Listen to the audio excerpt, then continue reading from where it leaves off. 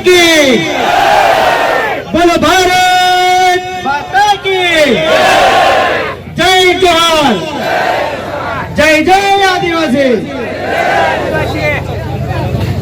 આજના ગુજરાત જોડો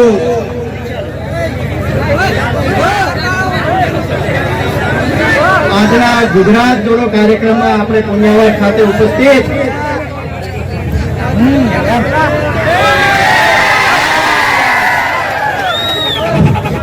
ગુજરાત જોડો કાર્યક્રમમાં પુણ્યવાડ ખાતે ઉપસ્થિત આપણા જનપ્રિય લોકપ્રિય અને આદિવાસી સમાજના મસીહા તેમજ આપણા આદિવાસીની પડકે હર હંમેશ ઉભા રહેનાર આપણા માન્ય દેડિયાપાડિયાના ધારાસભ્ય શ્રી ચૈતરભાઈ વસાવા સાહેબજી તેમજ આપણી સાથે ગુજરાતના વિદ્યાર્થી યુવા તરીકે ખૂબ જાણીતા અને ચર્ચિત એવા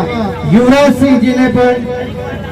યુવરાજસિંહજી તેમજ આપણા છોટાઉદેપુર 137 વિધાનસભાના ઇન્ચાર્જ વિનુભાઈ રાઠવા તેમજ આપણા છોટાઉદેપુર આમ આદમી જિલ્લા પ્રમુખ રાધિકાબેન રાઠવા તેમજ આપણી સાથે સમસ્ત તમામ વિધાનસભાઓના ઇન્ચાર્જ તેમજ આપણા તાલુકા પંચાયતના ઇન્ચાર્જ શ્રી તેમજ આપણી સાથે વિવિધ પ્રકારની જવાબદારી મહિલા મોરચા હોય તેમજ તાલુકાના સંગઠનો હોય તેમજ બીજા પ્રકારના જે જવાબદારી આપણી વચ્ચે સંભાળી રહ્યા છે એ આપણી સાથે મંચસ્થ સ્ટેજ પર બિરાજમાન છે સૌ મિત્રો કાર્યકર્તાઓ તેમજ મીડિયા મિત્રો મીડિયાના તમામ મિત્રો આજની આ ગુજરાત જોડો જાહેર જે સભા છે હવે બીજું તો આપણે શું કહીએ આપણે અત્યાર સુધી તો બીજે ભારત માતાની જય કરતા હતા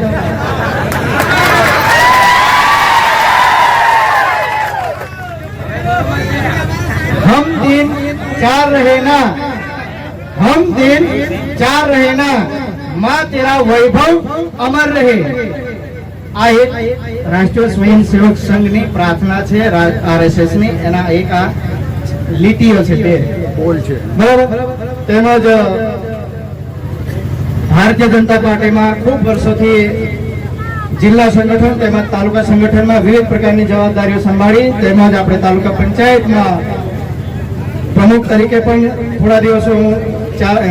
જવાબદારી સંભાળી તેમજ બીજી ટર્મમાં હું તાલુકા પંચાયત કારોબારી અધ્યક્ષ તરીકે પણ હાલ કાર્યરત છું અને ગઈકાલે જ મેં ભારતીય જનતા પાર્ટી સાથેનો નાતો છોડીને આમ આદમી પાર્ટીમાં જોડાવા માટે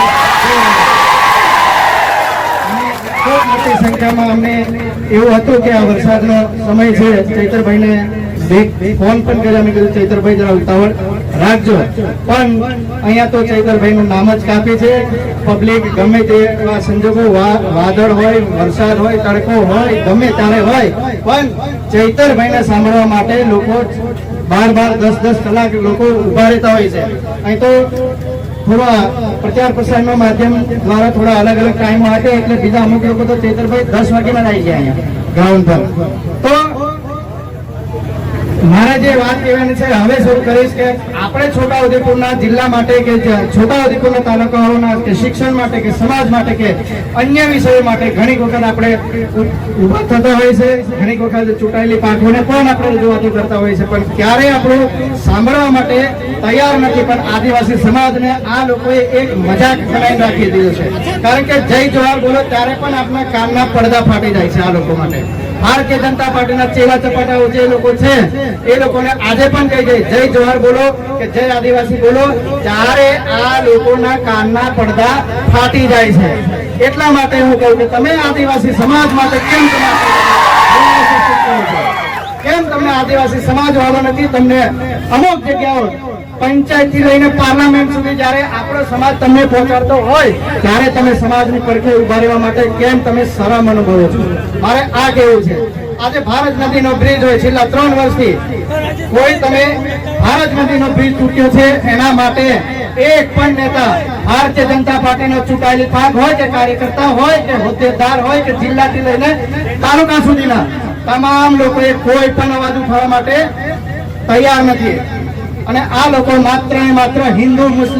મુસ્લિમ કરીને ઝઘડા કરાઈ દેવાના છે અને પાછલા બારને આ લોકોના ધંધા એક જ જગ્યાએ ચાલતા હોય છે આ લોકો એકબીજાથી પાર્ટનર હોય છે અને આ લોકોને આપણે જોવાના હોય મુસ્લિમ લોકોને જોવાના હોય કે હિન્દુ સમાજના જે આદિવાસી સમાજના જે જુવાનિયા હોય આ લોકોને બસ હિન્દુ મુસ્લિમ રામ મંદિર કે આપણે કોઈનો વિરોધ નથી કરતા, પણ આ લોકોએ શું કરે છે, એકબીજાને લડાઈ ઝઘડા કરીને આપણને જ આપણા સમાજ વચ્ચે કે અલગ અલગ જે વિવિધ પ્રકારના સમાજો છે ત્યારે ત્યાં ઝઘડા ઉભા થાય છે અને આ લોકો આપણે વચ્ચે મજા લેતા હોય છે. એટલે મેં કહું છું ભારતીય જનતા પાર્ટીના લોકો તમે માન્ય શ્રી નરેન્દ્રભાઈ મોદીનું નામ ડૂબાડવાની આરે છો તમે. એટલા માટે કહે કે ખરેખર તમે જો લાગણી હોય તો હોય ત્યારે તમે આ બ્રિજ માટે કેમ નથી બોલ્યા? પુણ્ય ડેકલેરી મોડેલમાં ખાલી જમવાનું બિલ મહિને 20 કરોડથી વધારે ફરવાતું હોય છે, પણ મીડિયાના મિત્રોને પણ ખૂબ બીજા બધા શાસકો મને આપ્યો છે ને હવે હંમેશા આપતા આવે છે, પણ ક્યારેક એવી બનાવ બને છે કે મીડિયાના મિત્રોને પણ આ લોકો મજબૂર કરી દેશે. અને હર હંમેશ મારી સાથે મીડિયા જગત મારી જોડે રહ્યું જ છે. અને આ લોકોએ જ્યારે જ્યારે સમાજના પ્રશ્ન હોય કે સામાજિક મહાપંચાયત ભરતા હોય કે કોઈ સામાજિક કાર્યકર્તા તરીકે જય જોહાર કે જય આદિવાસી કે આ નારા બોલતા હોય ત્યારે પણ આ લોકોને મેં ફરી વખત કહીશ કે કાનના પડદા તમને કેમ ફાટી જાય છે? કેમ તમને આદિવાસી સમાજ વાળો નથી? પંચાયતથી પાર્લામેન્ટ સુધી પહોંચાડનાર આપણો જ સમાજ છે. આપણી જ અહીંયાની વ્યવસ્થા જે ઊભી કરેલી છે એ જ લોકોએ તમને પંચાયતથી પાર્લામેન્ટ સુધી પહોંચાડતા હોય છે. ત્યારે જયારે આપણા લોકોએ જયારે વોટ લેવા આવીએ, આ લોકો જયારે વોટ લેવા જાય ત્યારે કોઈ એટલો ખરો કે ગામના કોઈ વડીલ કે લેખિતમાં અરજી આપો તો તમે અમને મારા વનારથી હોય કે જામલાથી હોય કે કુંભાણી હોય કે નવાગામ કે વિવિધ તાલુકાના અલગ અલગ ગામોથી એવી કોઈ લોકોએ અરજી આપી કે નેતાઓને કે નેતા દ્વારા તમને અરજી આપી કે અમે અરજી આપીએ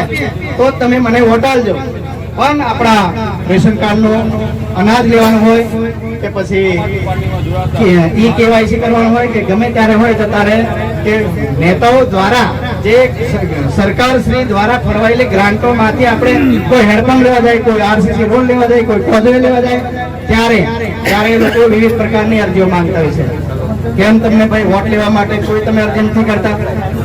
કેમ તમે કોઈ વોટ લેવા માટે ત્યારે કોઈ આદિ હજુરી તમે પગે પડી જાઓ અને આપણો કાર્યકર્તા જ્યારે તેમના કાર્યાલય પર જાય ત્યારે તમને ફોન તક ઉપાડવા કે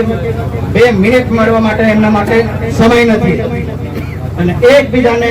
સાયકોલોજી ધમકી આલીને કે તમને પોલીસ આમ કરી દેશે તેમ કરી દેશે, જરી બે અવાજ ઉઠાવે એટલે તરત જ પોલીસને કહેવાનું. પણ અને પોલીસના મિત્રો પણ આદિવાસી સમાજના જ છે ભાઈ, બરાબર? એટલે ગમે ત્યારે કઈ એવું થાય ત્યારે સમાજને પણ સાથ સહકાર આપજો. આપણો આદિવાસી સમાજ છે એ આદિવાસી સમાજ આપણને સ્મશાન સુધી પણ સપોર્ટ કરશે. પણ કોઈ પણ પાર્ટી હોય કે કોઈ પણ પાર્ટી, અન્ય કોઈ પણ પાર્ટી હોય, ભારતીય જનતા પાર્ટી હોય, કોંગ્રેસ હોય કે પછી કોઈ બીજી પાર્ટી,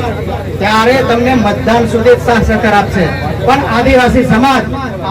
સમાજ તમને 12મા 13મું હવા મહિનાનું ભજન કે પછી ગમે ત્યારે તમારો વાર તહેવાર શુભ પ્રસંગો હોય ત્યારે આદિવાસી સમાજ હર હંમેશા આપણી સાથે ઉભો છે. અને